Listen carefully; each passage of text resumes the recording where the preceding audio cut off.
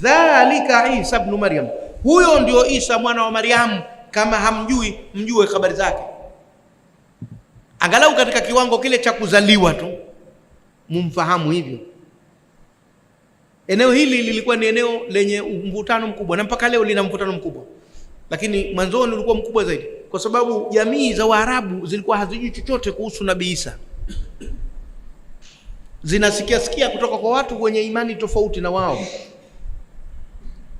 Waumini wa dini ya Kikristo wakati ule wanaeleza vile ambavyo Wakristo wanaeleza, Mayahudi nao wanaeleza vile ambavyo Wayahudi wanaeleza, na yote yanatatanisha. Hawa wanamuita mwana wa Mungu, wale wanamuita mwana haramu. Yanakuwa ni mambo magumu sana. Tumefahamiana? Mmoja asema yule jamaa ndio mweka hazina wetu, ndio mhasibu, mtu mmoja mwaminifu sana. Alafu mwingine asema yule jamaa mwizi, ana kesi mahakamani sasa hivi, jambazi yule, anatafutwa na polisi. Sasa hao wanasema ndio mhasibu wao, huyu anasema ndio jambazi, anatafutwa na polisi. Tuna mkanganyiko. Lazima sasa tupate clear picture, tupate maelezo yaliokuwa yanatuelekea wazi, huyu ni mtu wa aina gani. Sasa Mayahudi wanasema mwana haramu, wale wanasema mtoto wa Mungu. Haya, tunatatanishika, lazima tupate maelezo mazuri. Sasa na wale walikuwa hawana kitabu Waarabu kilichoteremka kutoka kwa Mwenyezi Mungu, na mitume wameondoka muda mrefu, litunzira qauma ma undhira abauhum fahum ghafilun. Kwa hivyo ilikuwa inawatatanisha habari ile kwa kweli. Sasa Qur'ani imekuja kuwawekea wazi kwamba ukweli wa mambo ni huu, msichukue ya wale wala ya hawa, chukueni haya tunaokuambieni kwenye Qur'ani. Sasa na Mwenyezi Mungu anasema dhalika Isa ibn Maryam, huyo ndio Isa mwana wa Maryam, qaula alhaqi, kauli ya ukweli, alladhi fihi yamtarun, ambao ndani yake wanabishana. Hao wanaobishana baina ya mwana wa Mungu na mwana haramu na nini, yamtaruna, wanabishana. Lakini kauli ya haki ndio hii tulokuambieni ya kwamba hivi ndivyo alivyozaliwa, na huu ndio utukufu wake, na bado ni mtumishi wa Mwenyezi Mungu, si mwana wa Mungu. Amepewa kitabu na amefanywa kuwa ni mtume. Abdullahi atani alkitaba waja'alani nabiyya. Habari imekwisha. Kwa hivyo imani ya Kiislamu kuhusu Nabii Isa inawekwa wazi hapa kwenye hizi aya. Tumeelewana vizuri? Tena mbele Mwenyezi Mungu anazidi kusisitiza, ma kana lillahi, haijawa stahiki kwa Mwenyezi Mungu, ayattakhidha min waladin, kufanya mtoto yoyote, kufanya mwana. Ma kana lillahi, haijawa stahiki ya Mwenyezi Mungu, ayattakhidha min waladin, kufanya yoyote mwana. Haistahili kwake Mwenyezi Mungu kufanya mtoto. Na hapa nadokeza imani ya wanaosema Nabii Isa ni mwana wa Mungu imegawika pia, ukenda ndani katika maeneo mawili.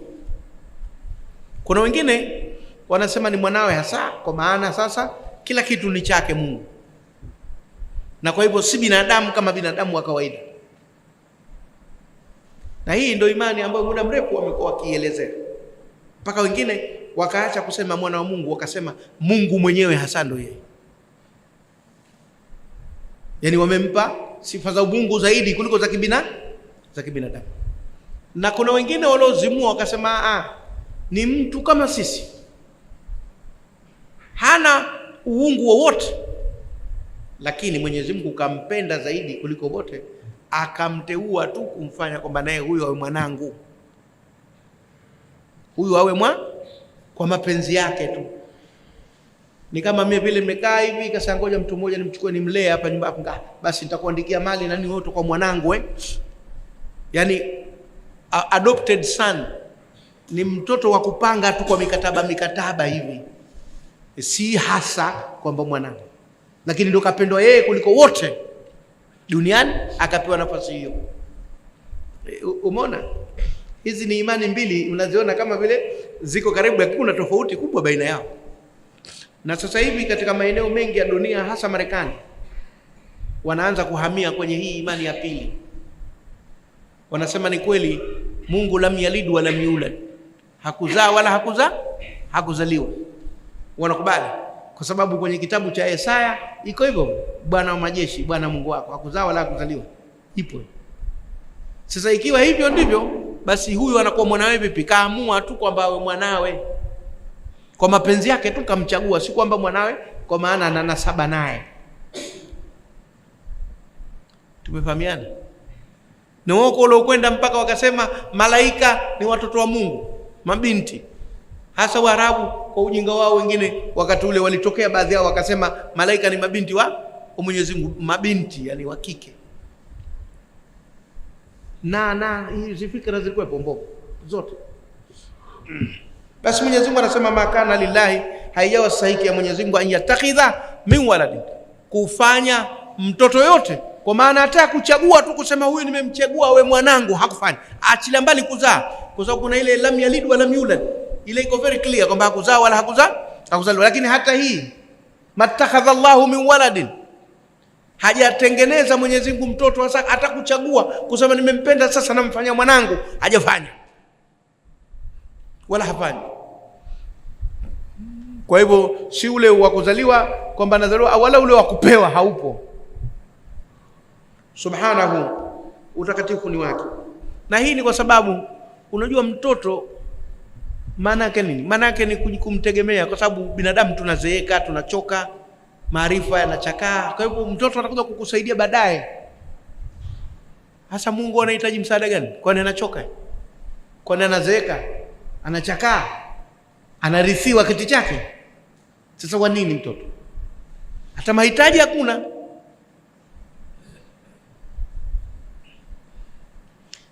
Ndio bana swali moja lisema kwa nini mgomba unatoa matoto zile kambu zile mbotea yale matoto ya mgomba, kwa nini yanatoka? Kwa sababu umbile la mgomba wa kawaida, ukisha kuzaa mara moja unakufa au uzai tena. Mgomba wa kawaida, mbegu za kawaida, ukishazaa mara moja kwa heri. Sasa ingekuwa haupati watoto tena, sasa kazi ingekuwa kubwa. Kwa hivyo kwa kuwa ukishavuna ule utakuwa haufai tena, hii tayari inachukua nini? Inachukua nafasi, inakuja zake. Lakini mbona muembe hauna mtoto? Kwa sababu muembe unaweza kuzaa miaka 20, 25. Sasa mtoto wa nini? Unajua, kwa hivyo inaonekana wazi kwamba hawa watoto ni kuja kuchukua nafasi kwa yule anayeondoka. Sasa Mungu haondoki, sasa anataka wa nini mtoto kuja kuchukua nafasi? Hachoki, hazeeki, hashindwi kazi zake, hahitaji wala msaidizi. Hakuna logic, hakuna mantiki ya Mwenyezi Mungu kumpangia mtoto. Idha qadha amran, anapoliamua jambo, fa innama, basi hakika si vinginevyo, yakulu lahu, huliambia kun fayakun, kuwa na likawa. Hivi uwezo wake ni mkubwa kiasi hicho, anapoliamua jambo huliambia kuwa na likawa. Sasa tena anahitaji nini? Kwa nini atake mrithi? Kwa nini atake mtoto? Wakati chochote tukitaka ni kun faya, amruhu baina al-kafi wan nun, amri yake baina kafi na nun, kun fayakun, bas kuwa likawa.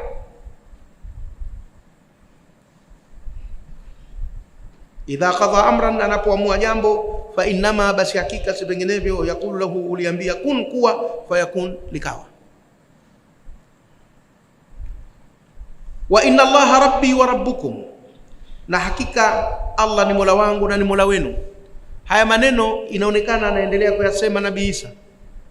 Je, yale ya katikati, ma kana lillahi an yattakhidha min waladin subhana, na ile dhalika Isa ibn Maryam, hayakuwa yake yeye, bila shaka yamepita kati, jumla itiradhia.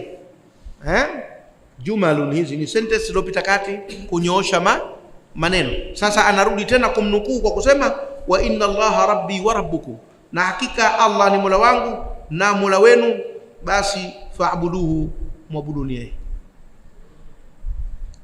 Hadha siratun mustaqim, hii ndio njia iliyonyooka ya kumwabudu Mwenyezi Mungu peke yake, ambaye ni Mola wangu na ni Mola wenu nyinyi vile vile, msinipeleke nisikotaka.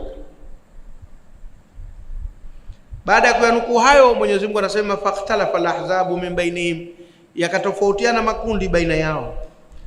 Wengine wakachukua msimamo huu na wengine wakachukua msimamo ule kuhusu yule Nabii Isa.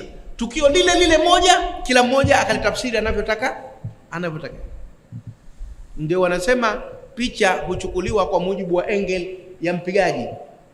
Yaani akikaa mtu na kamera kule akanipiga picha mimi hapa, na mwingine akakaa kule akanipiga picha mimi, na mwingine akakaa kule akanipiga picha mimi, na mwingine akakaa kule wote watakuja na picha zangu wakati nafundisha, lakini zile picha zitatofautiana kwa mujibu wa sehemu aliyokaa mpigaji. Sijui tumeelewana? Atakayekaa kule anaponiona tofauti na atakayekaa huku, na kule alikadhalika na kule. Kwa hivyo picture is according to the angle. Picha itategemea na angle ya mpigaji, kakaa kwenye upande upi. Sasa Nabii Isa akaja hivi, kazaliwa bila baba kwa uwezo wa Mwenyezi Mungu. Tukio ni moja, lakini tunalitizama kwa angle ipi? Waislamu sisi tunasema ule ni uwezo wa Mwenyezi Mungu na ni uamuzi wake. Mayahudi wamesema yule ni mwana haramu na Maryam kile ni kisingizio tu. Na Wakristo wakasema hapana, yule ni mwana wa Mungu bwana, ndio maana kaja vile. Tukio ni lile moja, lakini kila mmoja kakaa kwenye angle yake, kalipiga akapata kitu tofauti. Tumeelewana? Hata sie mashehe, kuna mwingine ukiweka CD yangu mimi anaweza kuacha kila kitu akanisikiliza. Sheikh Msaba ngoja nimsikilize bwana. Mwingine mnafiki yule bwana, kahama chama chetu yule. Ingawa chama chao kishakufa, lakini ndo anasema hivyo. Hataki.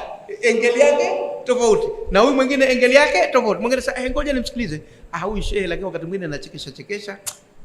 Tu hivyo. Haya, unaona engeli yake ni kila mmoja na engeli yake kwa mtu yule mmoja.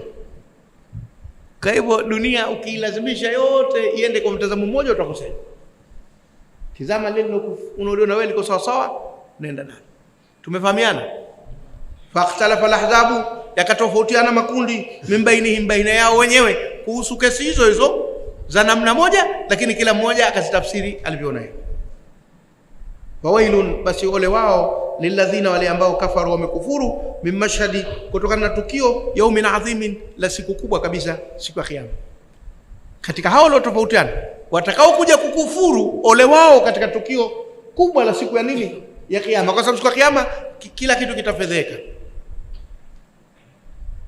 Kule kwenye Al-Maida iko vile Nabii Isa atakaposema, alipoambiwa ya Isa anta qulta linasi takhiduni wa ummi ilahaini min dunillah. Anaulizwa Nabii Isa, wewe uliwaambia wakufanye wewe na mamako kwa ni miungu? Ataruka haikuwa hivyo, mimi niliwaambia hivi. Kwa hivyo atafedheka. Yauma yajma'u Allahu ar-rusula, siku ambayo Mwenyezi Mungu atakusanya mitume wote. Sasa Nabii Isa atapewa nafasi, hebu eleza, hao wamekuta mwana haramu, hao wamekuta mwana wa Mungu, hao Waislamu wamekuta mtume, tupe nini hichi kilitokea? Ingawa Mwenyezi Mungu anajua, lakini anataka lazima kibainishe. Kwa hivyo atafedheheka sasa.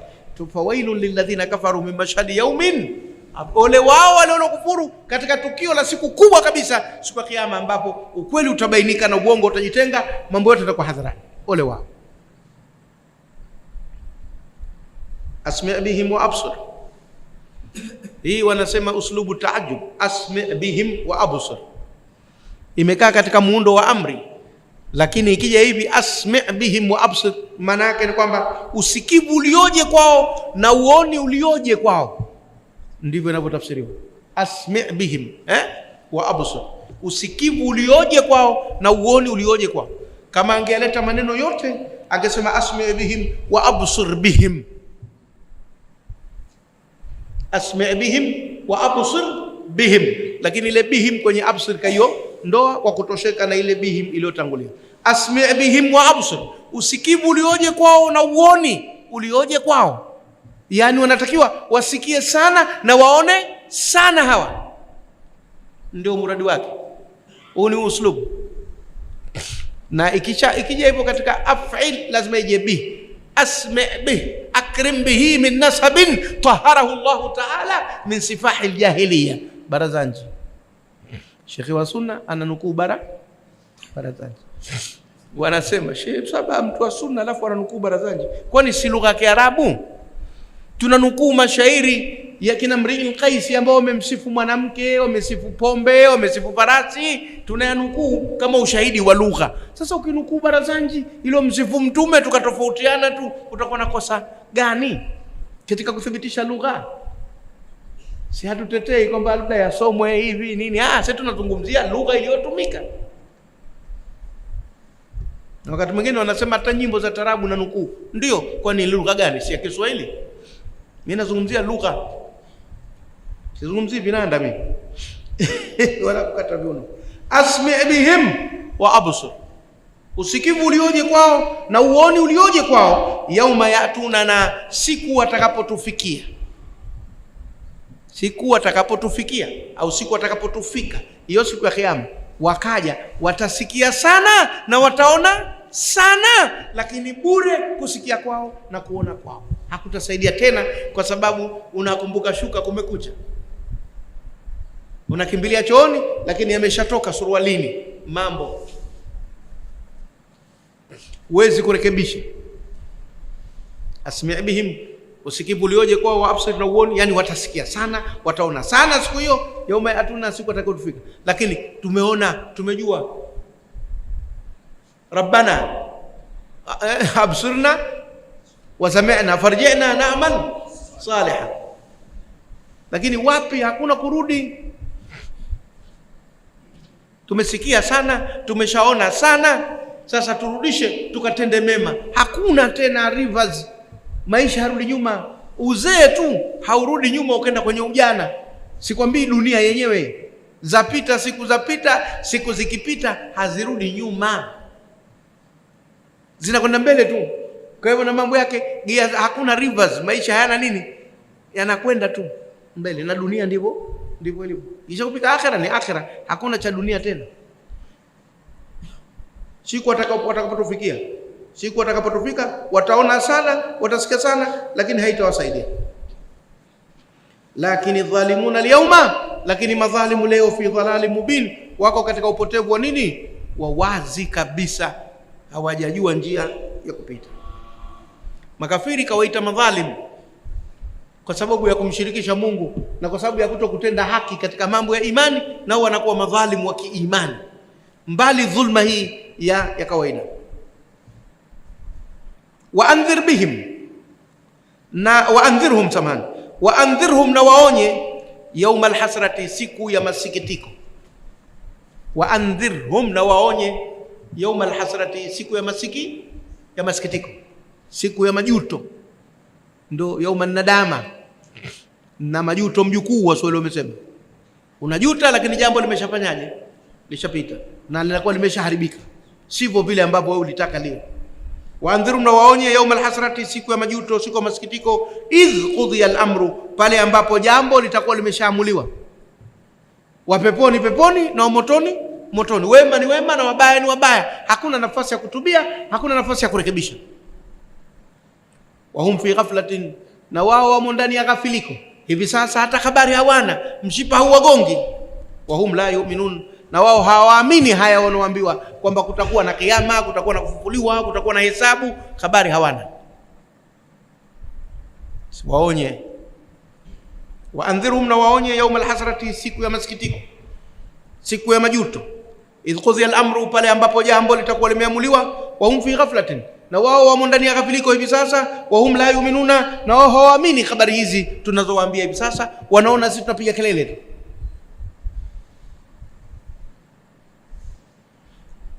Inna, hakika sisi, nahnu, ndio sisi.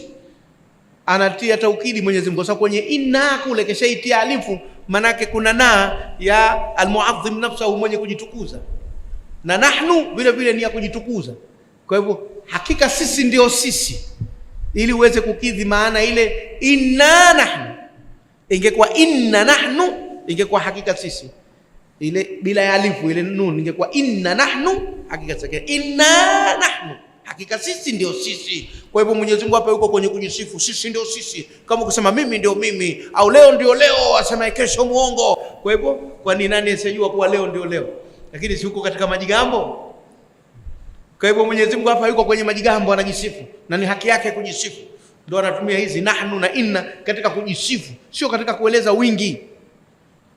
Iko liljam'i na lilmuadhimi nafsahu, ya wingi na ya kujitukuza. Hii ni ya kujitukuza. Hata wewe mwenyewe vile vile usiko sasa cheza na sisi ni watu wengine, kujisifu. Ndio ule mchezo wa ukombozi wa Afrika, kuna yule anasema nataka onesha sisi, wakati yuko yeye peke yake sasa nataka onesha sisi, sisi manake anajisifu. Katika kujisifu, hata katika kumsifu mtu, nyie ni watu wengine bwana, nyie watu wakubwa bwana. Mtu huyo mmoja anambia nyie watu wakubwa za nyie watu wengine, katika kumsifu. Katika lugha ipo habari ya sisi na nyinyi ya kusifu, sio ya wingi, na ndio hii hapa. Inna, hakika sisi, nahnu, ndio sisi, narithul ardha, tutairithi ardhi, wa man alaiha, na waliomo. Yani tutaichukua ardhi na waliomo. Narithu manake tutairithi, yani tutaichukua. Kwa sasa Mwenyezi Mungu hii ardhi kaifanya kama yetu. Ndio maana kila mtu asema hapa pangu, hichi changu, ingawa wengine wanazidi katika hapa pangu, wengine wanazidi sana, kila mahala hapa pangu na hichi changu, lakini ile hapa pangu hichi changu, tunaamini kwamba hii dunia ni yetu. Na yeye kataka hivyo Mwenyezi Mungu, kwa sababu tusingeamini kuwa ni yetu, tungekuwa na wasiwasi. Ndio maana mtu akukaribisha nyumbani, akamwambia karibu bwana, pana chai, pana juice hapo, pana kahawa. Hawe hapa kwako bwana, jihudumie mwenyewe. Anakupa confidence, ujiamini kwamba pale ni kwako. Kwa hivyo unachukua kikombe chochote, unatia, unakunywa, maana yake kwako. La kwamba hebu subiri bwana, sio karibunjia vikombe vyangu, kaa kitako.